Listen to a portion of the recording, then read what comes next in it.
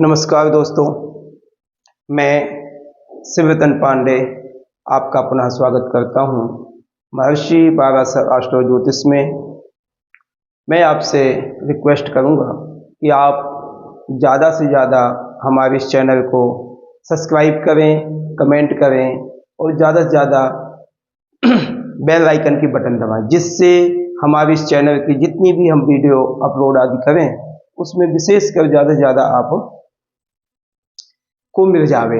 तो आज हम बात करेंगे मेष लग्न के अष्टम भाव के सूर्य का फल। मेष लग्न के अष्टम भाव में क्या बैठे, हमारे सूर्य देवता बैठे हैं। तो आज हम इसका फल देखेंगे कि मेष लग्न में अष्टम भाव में सूर्य होंगे तो क्या हमें फायदा है, क्या नुकसान है, इसमें कैसे शरीर के आधार बनते हैं, पढ़ाई, धन दौलत, बीमारी आदि, स्त्री सुख, पुत्र सुख आदि की स्थिति देखते हैं। हमारे मेष लग्न के स्वामी हैं मंगल। मेष का ही हमारा ये चैप्टर चल रहा है, मेष से हम अष्टम भाव हमारा बन गया ये। तो मेष के स्वामी हमारे मंगल हो गए और अष्टम भाव के भी स्वामी आज हमारे मंगल है। लग्नेश भी मंगल है और अष्टमेश भी हमारे आज मंगल है। उसके बाद मंगल सूर्य अष्टम भाव में बैठे। तो सूर्य की स्थिति क्या है, सूर्य किसके स्वामी हैं, सिंह राशि के हमारे स्वामी सूर्य हैं। सूर्य में जब वृश्चिक राशि में सूर्य आते हैं तो उसका हमें यह देखना है कौन कौन से नक्षत्रों में आते हैं। तो बोलते विशाखा अनुराधा ज्येष्ठा, विशाखा पाद मेकम अनुराधा ज्येष्ठांतम वृश्चिका। विशाखा का एक चरण, अनुराधा का पूरे चरण, ज्येष्ठा के पूर्ण चरण से हमारी वृश्चिक राशि बनती है। तो वृश्चिक राशि यानी हमारे सूर्य वृश्चिक राशि में बैठे हैं। इसमें हमें यह देखना है कि विशाखा नक्षत्र से 3-20 यानी 3 अंश और 20 कला पे यदि सूर्य की स्थिति होगी तो विशाखा नक्षत्र में, और 16-40 यानी 16 अंश और 40 कला पे यदि होगी अनुराधा नक्षत्र में हो जाएंगे सूर्य की स्थिति यदि होगी। और ज्येष्ठा यानी 16-40 के बाद जो 30 अंश तक डिग्री तक प्रभाव होगा जो सूर्य का, तो ज्येष्ठा नक्षत्र में होंगे। ये हमें ज्ञान होना चाहिए जब हमें आगे प्रोडक्शन करना है। तो उसके बाद हम यहाँ देखेंगे विशाखा अनुराधा ज्येष्ठा। विशाखा के जो हमारे स्वामी हैं वह बृहस्पति देवता हैं और अनुराधा के स्वामी जो है हमारे शनि देव हैं और ज्येष्ठा नक्षत्र के स्वामी जो हमारे हैं बुध देवता हैं। ये हमें देवता यानी स्वामी भी हमें परफेक्ट पता होने चाहिए, जिससे हमारे आगे की प्रोडक्शन में बड़ा इजी होगा और बहुत समझदारी से आप कह सकते हैं, जो भी कहोगे परफेक्ट होगा। मेष लग्न अष्टमेश और मेष लग्न के स्वामी मंगल ही हैं और सूर्य के स्वामी सिंह राशि के स्वामी सूर्य हैं। अब हम सबसे पहले हम यह देखेंगे सूर्य और मेष राशि और मंगल के जो वृश्चिक के स्वामी मंगल हैं वो अच्छे मित्र हैं। ये हमें ज्ञान करना चाहिए। सबसे पहले हमें देखना चाहिए कि अष्टमेश और जो भाव में सूर्य बैठे हैं उनकी आपस में मित्रता है कि दुश्मनी है, शत्रुता है। तो हमें यह ज्ञान होना चाहिए। तो वो मित्र राशि है सूर्य और मंगल। अब हम ये देखेंगे अष्टम भाव से हम क्या क्या विचार करते हैं। अष्टम भाव यह तो हमें पता है कि मृत्यु स्थान है। अष्टम भाव मृत्यु स्थान है। इससे हम आयु का ज्ञान करते हैं, इससे हम शारीरिक बीमारियों का ज्ञान करते हैं, इससे हम मानसिक तनाव का ज्ञान करते हैं, मानसिक स्थिति का हम ज्ञान करते हैं, कितना व्यक्ति सॉलिड होगा। तो इससे हमें अष्टम भाव से पता चलता है। और हम क्या इस चीजों से ध्यान करते हैं, यात्राओं के लिए समुद्र यात्रा यदि आपने करनी है, विदेशों से संबंधित यात्रा करनी है, जल से संबंधित यात्रा करनी है, तो हम अष्टम भाव से याद करें। संकट, आपत्ति, लगातार यदि कभी इकट्ठी आपत्ति आ जाती है, एग्जाम्पल एक्सीडेंट आदि या कोई बहुत बड़ी दिक्कत आ गई, बहुत बड़ी बीमारी अचानक आ गई, तो यह अष्टम भाव से ही हम देखते हैं। ऋण, जो पैसे का लेन देन होता है ज्यादातर यहां से हम विचार करते हैं। आप कितना उन ऋण ले सकते, कितना पैसा आपको कर्जा उठा सकते हो, कर्जा आपके पास कितना है, यहां से विचार करते हैं अष्टम भाव से। अष्टम भाव से हम अब बीमारियों की यदि बात करें तो हार्ट से संबंधित बीमारियां, आंख से संबंध, किडनी से संबंध, यूट्रस से संबंध, ये सब चीजें हम आगे अभी डिस्कस करेंगे। अष्टम भाव से यह सब बीमारियों के भी बड़ी बीमारियां आदि जो होती है अष्टम भाव से हम विचार करते हैं। तो अष्टम भाव के जो सूर्य बैठे हैं, मेष लगन और वृश्चिक लगन के स्वामी जो मंगल है वो आपस में मित्र हैं। सूर्य कहाँ के स्वामी हैं? हमारे पंचम भाव के स्वामी हैं। तो सबसे पहले आपने यह देखना है कि पंचम भाव का स्वामी यदि अष्टम में जाएगा तो जो पंचम का फल होगा वो फलों को थोड़ा बहुत कमियां आएंगी। पंचम क्या है? हमारे संतान का घर है, हमारी विद्या का घर है, हमारे अचानक धन आने का घर है, ठीक है, हमारे आर्ट से संबंधित का घर है। इन चीजों में हमारी थोड़ी बहुत कमियां आएंगी कि लग्नेश जाकर के अष्टम पंचमेश जाकर के अष्टम में बैठे, मगर अष्टम को पावर देगा, अष्टम को पावर देगा। सबसे बड़ा तो बेस्ट ये रहेगा, अष्टम भाव में यदि सूर्य बैठे हैं तो आपकी आयु लगभग अच्छी होगी, यानी पूर्ण आयु होगी। पूर्ण आयु के अलावा आप लगभग फिट रहोगे, लगभग फिट रहो, क्योंकि मंगल का काम भी फिटनेस में प्रॉपर ध्यान देना, अपने शरीर पे विशेषकर अच्छा ध्यान देना, वही हालात है सूर्य के। सूर्य भी बिल्कुल अपने शरीर का बिल्कुल फिटनेस का ध्यान देते हैं। पाचन शक्ति अच्छी होती है व्यक्ति का, जो सूर्य प्रभावशाली होगा, क्यों अग्नि अग्नि है, अग्नि तो तुरंत समाप्त कर सकती है भोजन आदि को, बहुत जल्दी पचाती है जिसका अग्नि तत्व अच्छा। तो सूर्य का प्रभाव ये तो सब कुछ अच्छा रहेगा, इसमें कोई ऐसी दिक्कत नहीं रहेगी।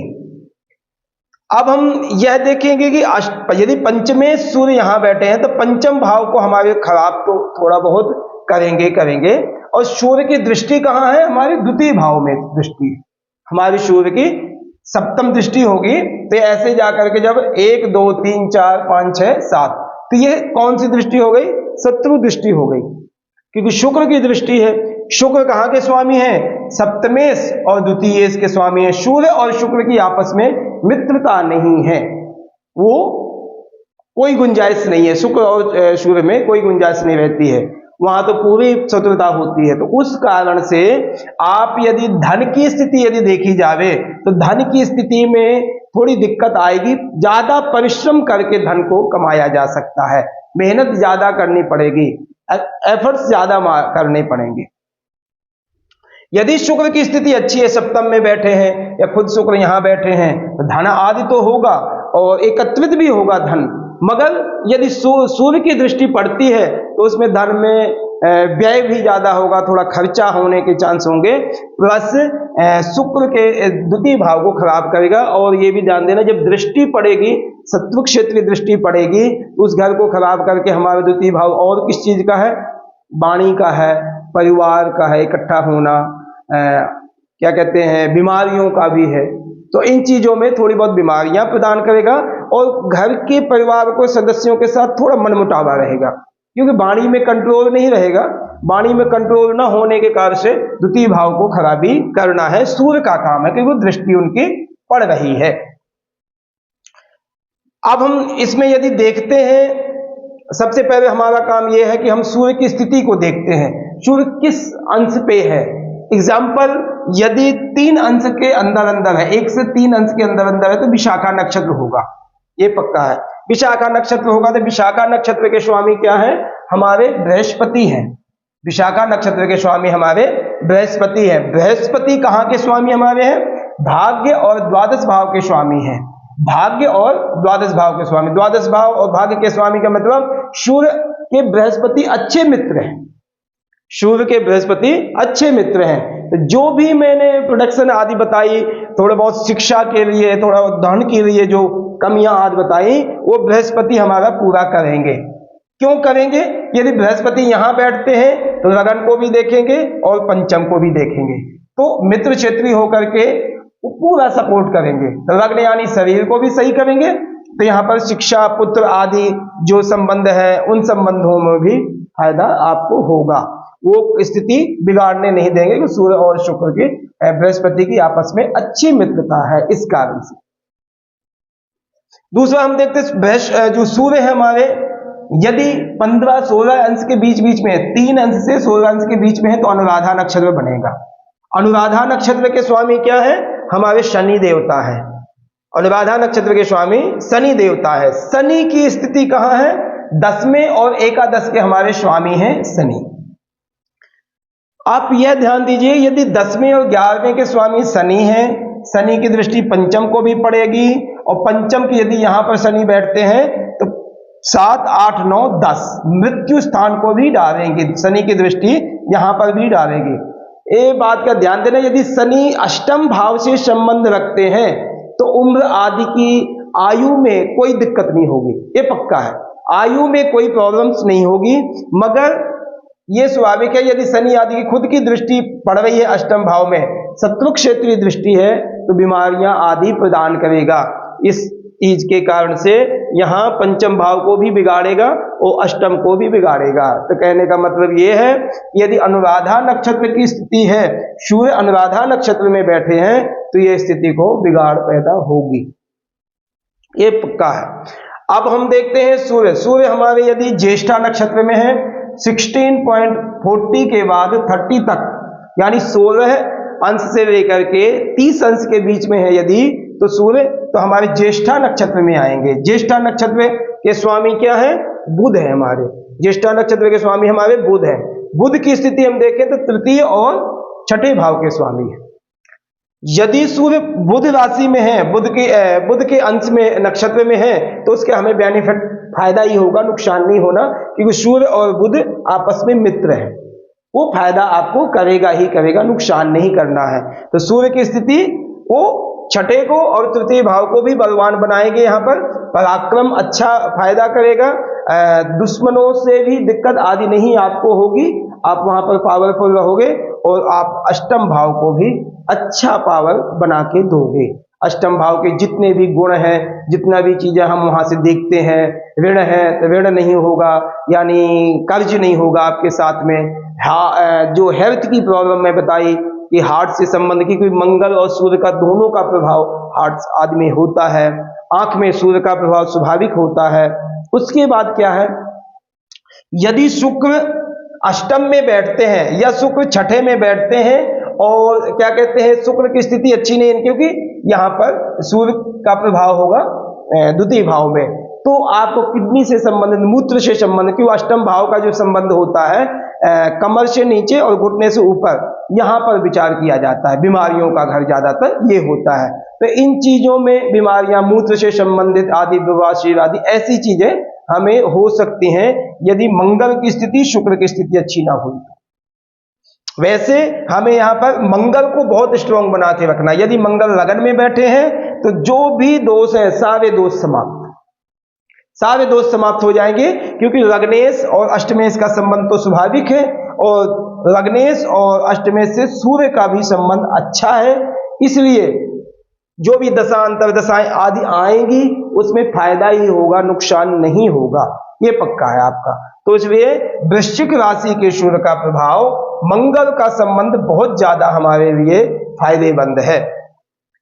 वृश्चिक राशि के सूर्य की अदर यदि हम और किसी ग्रहों की स्थिति का ध्यान दें, चंद्रमा बहुत फायदा करेंगे हमारे लिए, बृहस्पति बहुत अच्छा फायदा करेंगे, मंगल बहुत अच्छा फायदा करेंगे, इनकी दशांतर दशा भी फायदा करेगी, और अदर गोचर की स्थिति, प्रेजेंट की स्थिति में भी हमें फायदा करेंगे, कोई किसी तरह का कोई नुकसान नहीं करेंगे। उसमें यदि शनि आदि की दशा या शुक्र आदि की दशा आई तो उसमें हमें नुकसान करेगा, कि वृश्चिक लगन का जो स्वामी मंगल है, यहाँ से हमारे ये मार्केश भी बनते हैं, शुक्र मार्केश भी बनते हैं, तो इस कारण से हमें इस वृश्चिक राशि के सूर्य के संबंध में हमें ये थोड़ी बहुत दिक्कत आएगी।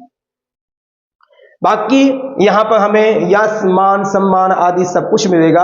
हाँ, ये बात का ध्यान दें, बाईं आंख में दिक्कत आ सकती है, कि सूर्य की स्थिति ठीक है, स्टार्टिंग में यदि होगी तो तुला का ही प्रभाव देंगे, और वृश्चिक राशि के सूर्य हमारे कब आते हैं हमें यह भी ज्ञान होना चाहिए। तो ये हमारे लगभग 16 नवंबर से लेकर के 16 दिसंबर के बीच में सूर्य हमारे वृश्चिक राशि में रहते हैं, जो इस टाइम पे प्रेजेंट में सूर्य हमारे वृश्चिक राशि में ही है। वृश्चिक राशि में जब सूर्य रहते हैं तो थोड़ा बहुत नीच प्रभाव से निकले होते हैं, वहां से निकलते ही हैं स्टार्टिंग में, तो थोड़ी बहुत आंखों से संबंधित, सिर से संबंधित आदि बीमारियां देते हैं, जैसे आंखों की कमजोरी हो गई, बाएं आंख में कोई कमी हो गई, ऐसी दिक्कत आपको दे सकते हैं। अष्टम भाव के सूर्य के लिए विशेषकर आप भगवान शिव की उपासना करें, मृत्युंजय भगवान शिव की उपासना करें, महामृत्युंजय का खुद जाप करें या मृत्युंजय मंत्र ओम त्र्यंबकम यजामहे सुगंधिम पुष्टिवर्धनम उर्वारुकमिव बंधनान् मृत्योर्मुक्षीयमामृतात्, इस मंत्र का ज्यादा से ज्यादा जाप करें, जिससे आपको अष्टम भाव से संबंधित कोई बीमारी नहीं होगी। यदि ये मंत्र बहुत ज्यादा नहीं आता है, बड़ा है मंत्र आपको, तो ओम जूम सह ये मंत्र का भी आप जाप कर सकते हैं। यदि ये मंत्र भी आपको इजी नहीं है तो ओम नमः शिवाय इस मंत्र का, शिव पंचाक्षरी मंत्र का ज्यादा से ज्यादा आप जाप करें, जिससे अष्टम भाव का प्रभाव आपका अच्छा होगा, जिससे आपको बीमारियां आदि परेशानियां आदि नहीं होंगी। कर्ज, मानसिक तनाव, मृत्यु आदि ये सब दिक्कतों में जो आपको दिक्कत होगी, ऐसी परेशानियां आपको नहीं होंगी। इसलिए आप ये उपाय अवश्य करें, भगवान शिव को जल जरूर चढ़ावें, ओम नमः शिवाय का पाठ अवश्य करें, महामृत्युंजय का जाप अवश्य करें, जिससे आपकी आदि व्याधि परेशानियां जो मैंने आपको बताई हैं, इन बीमारियों से आप छुटकारा पा सकते हैं। धन्यवाद।